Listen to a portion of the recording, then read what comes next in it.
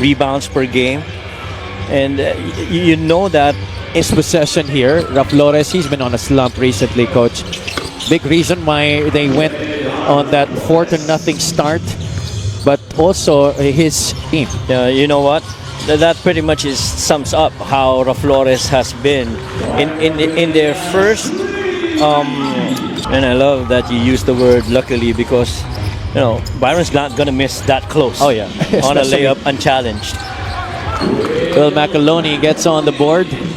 Mid-range squad, but Coach Don Dulay has did a heck of a job with this squad, because it really is very difficult to manage this many egos. That is right. And these experienced players, the rise kaagad yung togetherness nitong team na to.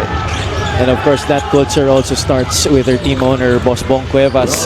Just continues to play team ball, no? Considering yung talent niya, yung skill niya, yung IQ niya. Oh man, it's not done. Even, how he finishes, he's just so graceful. Simple lang gumalaw, coach, but yet very effective. Ito si Robbie Celes as we feature him in this play of the game. Brought to you by 1x. Your victory, feel more game with 1xBet. No frills. Ito si Ron the laner. 5 ang hinahabol dito ng Muntinlupa. Katimbuhan into the lane, hops inside for 10 points. And so that's very unlikely. Last time he had 20 points was with Jensen, where he went 20 points on a 64. Lamang ng Nueva Ecija. Flores steps out. Mid-range jumper. That's money, but 14th straight game with at least one made three. The struggles that these players go through, especially in a long season like this, sometimes that is not really Coach Don. Yun na nga, coach.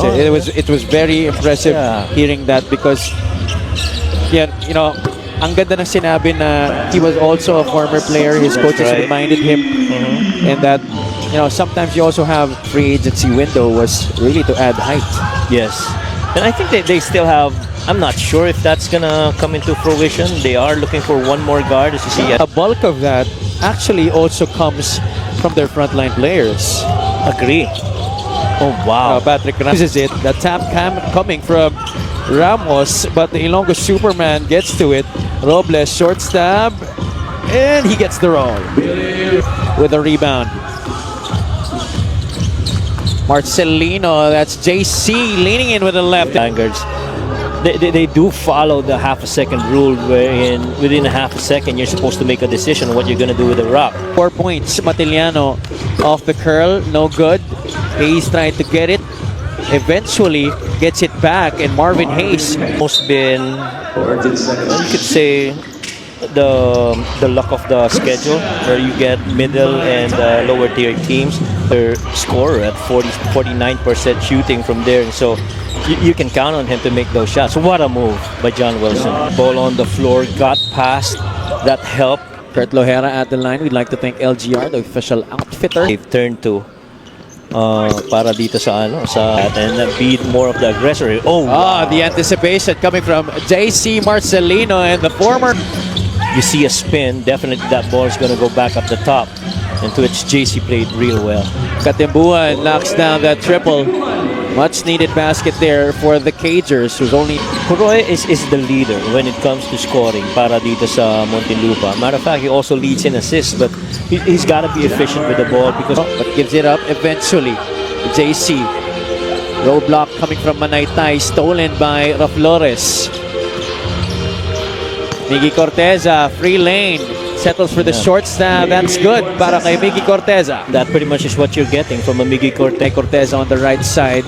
JR puts the ball on the deck. That's another tough look, but gets it off the glass. It's on the dark, so you got to share that light. This is exactly how Michael Jordan started sharing that rock in that famous triple post. For the first time, Katimbuhan wanted the drag screen, rejects it. That pass picked off by Calvo. JC Marcelino is off to the races, ladies and gentlemen.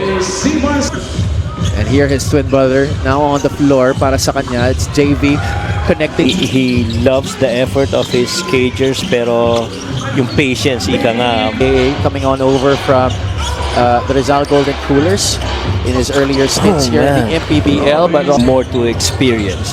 Much as Patrick Ramos has done well early in the first quarter, he's been silent in the second, and right now they're turning to their big guns from perspective. Itong Cagers. Kurt Lohera making that jumper, his first field goal of the game, but the quick answer for Nueva Ecija. Downhill, I felt that Puroy could have filled the lower corner, and so that move, that finish by Will.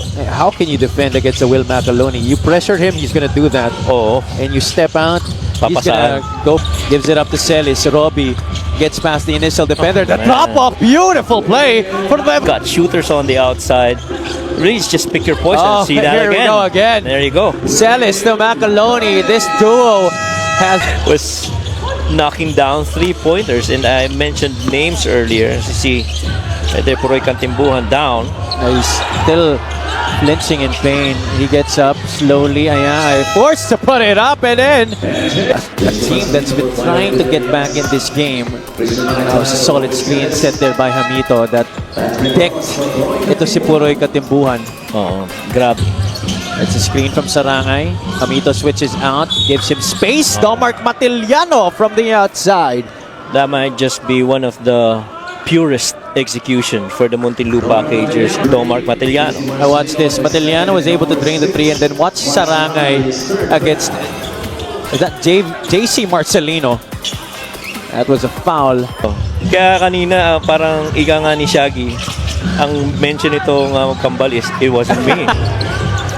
8 seconds on the shot clock. Behind the back, Patrick Ramos leads in and wow. scored. Left hand draped the defense all over.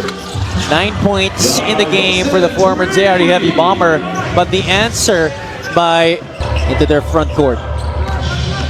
Manaytay against another lefty in Hayes. Spin, the pass, the finish. The Billy helper, did it. right? Right. That's exactly what Muntinlupa did not do. And Hayes.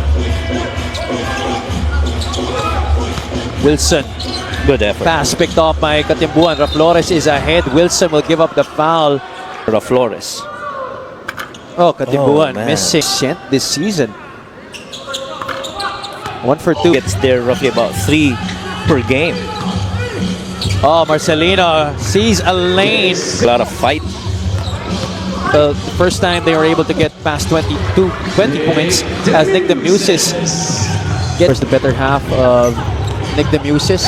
She has always supported Nick in every game so far, and yeah. JV Marcelino breaks away. Ito ang naging problema ng Muntin. Mukhang masarap ang luto pag-uwi ni Gilbert. Tingin ko rin. Oh, wow. Good free. Kurt Lohera knocks it down from the outside. Their side ball screen with Will Macaloni and JV. Katimbuhan steals it away from Macaloni. And Puroy will win the foot race. Just assistant coach na dating assistant coach rin ng Cagers, si Coach Jerry Andaleon, who is right now in Tagaytay with... Are you having fun? Ay, definitely. Gulat nga ako, fourth quarter na itong game na to. Domark Mantil. No, even Patrick Ramos and Kurt Lohera. Pero ikaw ba, Coach, if you were to decide, if you were the coach... One of my personal favorites in trailer threes and on slips, Tyrone Chan. This year, especially at the big man spot, well, Nueva Ecija has really shored up the roster in every position possible.